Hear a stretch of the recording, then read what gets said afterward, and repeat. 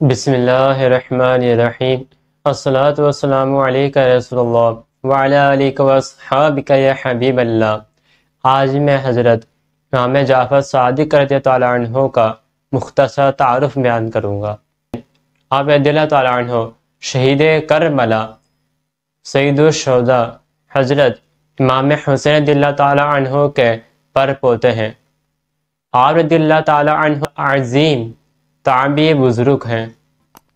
آپ تعالیٰ عنہ نے یعنی امام جعفر صادق رضی اللہ عنہ نے دو صحابہ کرام رضوان اللہ تعالیٰ عنہم اجمعین سے ملاقات کی ہے۔ آپ نے حضرت مالک رضی اللہ عنہ اور حضرت سہیل بن سعد رضی اللہ عنہ سے ملاقات کی ہے۔ آپ رضی اللہ تعالیٰ امام جعفر صادق رضی اللہ تعالیٰ عنہ کہ والدہ محترمہ حضرت ام فروہ رضی اللہ تعالیٰ عنہ حضرت ابوبکر صدیق رضی اللہ تعالیٰ عنہ کی پر نواسی ہیں۔ آپ کا سلسلہ نسب یہ ہے، حضرت ام فروہ بنت قاسم بن محمد بن ابوبکر صدیق رضی اللہ عنہ، آپ کا نسب یہ ہے۔ امام جعفر صادق رضی اللہ عنہ بن امام محمد بن امام باقر بن علی زین العابدین بن امام حسین رضی اللہ عنہ بن علی مرتضیٰ رضی اللہ تعالیٰ عنہ ہے۔ آپ رضی اللہ تعالیٰ عنہ والدہ کی طرف سے صدیقی ہیں اور اپنے والد محترم کی طرف سے آپ حسینی سید ہیں، یعنی آپ کو دونوں سلسلے ملے ہوئے، آپ صدیقی بھی ہیں اور حسینی بھی ہیں۔ حضرت امام جعفر صادق رضی اللہ تعالیٰ عنہ جو دعا مانگا کرتے وہ قبول ہوتی، یعنی آپ مستجیب الدعوات تھے۔ اللہ تعالیٰ کی بارگاہ میں جو آپ دعا فرماتے وہ فوراً قبول ہو جاتی۔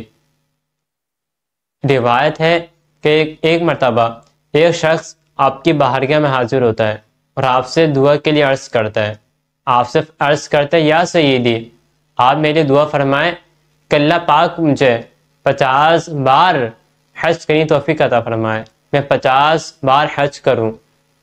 آپ نے اللہ تعالیٰ سے دعا کری، وہ لوگ کہتے ہیں کہ اس شخص نے 50 بار حج کرے، 91 بار وہ حج کے لیے نکل چکا تھا، مگر جہاز میں جب وہ جا رہا تھا، پہلے تو پانی والے جہاز ہوتے تھے، اب ہوائی جہاز تو ہوتے نہیں تھے، تو وہ شخص جہاز میں جا رہا تھا تو اس کا جہاز ڈوب گیا، جس کے سبب وہ شخص فوت ہو گیا۔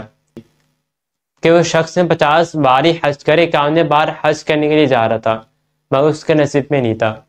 وہ امام جعفر صادق رضی اللہ عنہ خوش اخلاق تھے، آپ کے چہرے مبارک پر، مبارک ہونٹوں پر ہمیشہ مسکراہٹ ہی سجی رہتی، مگر جب اپنے نانا جان حضور صلی اللہ تعالیٰ علیہ وآلہ وسلم کا ذکر خیر سنتے تو آپ کے چہرے کا رنگ یہ زرد پڑ جاتا۔ وہ آپ تعالیٰ عنہ ہمیشہ تلاوت میں مشغول رہتے یا پھر خاموش رہتے۔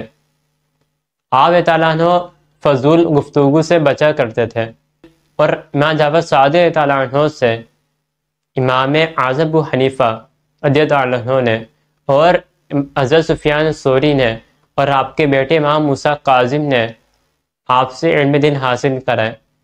امام مالک فرماتے ہیں، آپ فرماتے ہیں کہ میں نے حضرت امام جعفر صادق کو ہمیشہ 3 عبادت میں مشغول دیکھا۔ آپ ہمیشہ 3 عبادتوں میں مشغول رہتے۔ پہلی تو آپ نماز پڑھ رہے ہوتے، یا پھر آپ تلاوت قرآن پاک میں مصروف ہوتے، یا پھر آپ روزے دار ہوتے۔ آپ ہمیشہ 3 ہی عبادتوں میں مشغول رہتے۔ اللہ تعالیٰ عنہ موت کو کثرت سے یاد کرنے والے تھے۔ اب تعالیٰ عنہ سے سنتے ہیں اسلام کے پہلے خلیفہ حضرت امیر المؤمنین ابو بکر صدیق تعالیٰ عنہ کی شان اور اسلام کے دوسرے خلیفہ امیر المؤمنین حضرت عمر فاروق اعظم رضی اللہ تعالیٰ عنہ کی شان سنتے ہیں۔ آپ سے پوچھا گیا کہ آپ ہمیں صدیق اکبر رضی اللہ تعالیٰ عنہ کے بارے میں کچھ فرمائیے، کچھ بتائیے۔ اللہ اکبر۔ آپ فرماتے ہیں کہ میں ان کے بارے میں بہتر بات ہی کہہ سکتا ہوں کہ میرے والد محترم امام محمد باقر رضی اللہ عنہ نے امام زین العابدین رضی اللہ عنہ سے روایت کیا، انہوں نے نواسہ رسول امام حسین رضی اللہ عنہ سے روایت کیا، اور امام حسین رضی اللہ عنہ نے علی مرتضیٰ اپنے والد محترم سے روایت کیا۔ وہ فرماتے ہیں کہ میں نے رسول اللہ صلی اللہ علیہ وسلم کو فرماتے ہوئے سنا کہ حضور نے ارشاد فرمایا کہ ابوبکر صدیق رضی اللہ تعالیٰ عنہ سے افضل کسی انسان پر آج تک نہ ہی سورج طلوع ہوا نہ ہی غروب ہوا۔ اور امام جعفر صادق فرماتے ہیں کہ اگر میں نے روایت بیان کرنے میں غلط بیانی کی ہے تو کل بروز قیامت مجھے اپنے نانا جان سرکار علی وقار صلی اللہ علیہ وسلم کی شفاعت نصیب نہ ہو۔ آپ فرماتے ہیں میں صدیق اکبر رضی اللہ عنہ کی شان کیوں نہ بیان کروں کہ میں خود ہی ان کی شفاعت کا طلبگار ہوں۔ آپ فرماتے ہیں میں نے اہل بیت میں سے سب کو آپ سے محبت کرتے ہوئے ہی پایا ہے۔ اور آپ فرماتے ہیں ابوبکر صدیق رضی اللہ عنہ کا دل ربوبیت الہی سے، اللہ تعالیٰ کی ربوبیت سے بھرا ہوا تھا، اور آپ فرماتے ہیں کہ ان کی زبان پر ہمیشہ لا الہ الا اللہ جاری رہتا، اور حضرت عمر فاروق اعظم رضی اللہ عنہ کی زبان پر اللہ اکبر جاری رہتا۔ 15 رجب المرجب کو امام جعفر صادق رضی اللہ عنہ کو کسی بدبخت نے زہر دے دیا، جس کے سبب آپ کی شہادت ہو گئی۔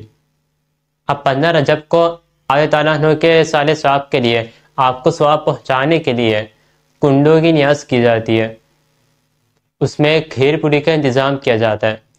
بعض لوگ اس پر اعتراضات کرتے ہیں، اس پر انگلیاں اٹھاتے ہیں، تہمتیں لگاتے ہیں کہ یہ تو شرک ہے، یہ تو بدعت ہے، یہ حرام ہے، ناجائز ہے، یہ کرنا نہیں چاہیے۔ اب کیوں ناجائز ہے، کیوں شرک ہے، کیوں بدعت ہے، وہ بتاتے نہیں ہیں۔ حالانکہ یہ کرنا تو جائز ہے، نہ قرآن نے اس کو حرام کہا، نہ حدیث نے اس کو حرام کہا، پھر ہم کیسے اس کو حرام ناجائز کہہ سکتے ہیں؟ اللہ تعالیٰ ارشاد فرماتا ہے یا ایھا الذین آمنوا لا تحرموا طیبات وحل اللہ لکم ولا تعتدوا ان اللہ لا یحب المعتدین۔ اللہ تعالیٰ ارشاد فرما رہا ہے کہ اے ایمان والو، وہ ستری پاکیزہ چیز ہے جو اللہ تعالیٰ نے تمہارے لیے حلال کی ہے، اس کو حرام نہ ٹھہراؤ، حرام نہ قرار دو، اور حد سے نہ بڑھو۔ بے شک اللہ تعالیٰ حد سے بڑھنے والوں کو پسند ہی کرتا۔ اور ایک حدیث مبارکہ ہے، آپ فرماتے ہیں رَآهُ الْمُسْلِمُونَ حَسَنًا فَهُوَ عِنْدَ اللَّهِ حَسَنٌ، کہ جس چیز کو مسلمان اچھا سمجھتے ہوں وہ اللہ تعالیٰ کے نزدیک بھی اچھی ہے۔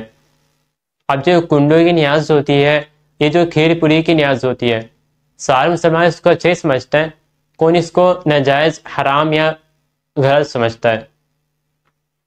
اور حضور کی ایک حدیث مبارکہ آپ ارشاد فرماتے ہیں الحلال ما حل اللہ فی کتابہ والحرام ما حرم اللہ فی کتابہ ما سکت عنہ مما عفی عنہ۔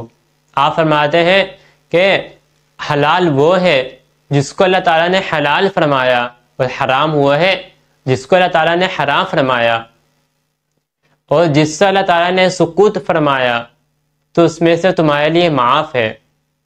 مگر آج دیکھیں کنڈوں کی نیاز کو اللہ تعالیٰ نے، کھیر پوری کی نیاز کو اللہ تعالیٰ نے، اس کے رسول نے حرام تو نہیں قرار دیا، کچھ لوگ ہیں اس کو حرام قرار دیتے ہیں، حدیث سے آگے بڑھتے ہیں۔ تو انہیں اس حدیث سے، ان آیتوں سے عبرت حاصل کرنی چاہیے، بچنا چاہیے۔ اللہ پاک سے دعا کروں گا میں اللہ تعالیٰ ان کو ہدایت عطا فرمائے، آمین۔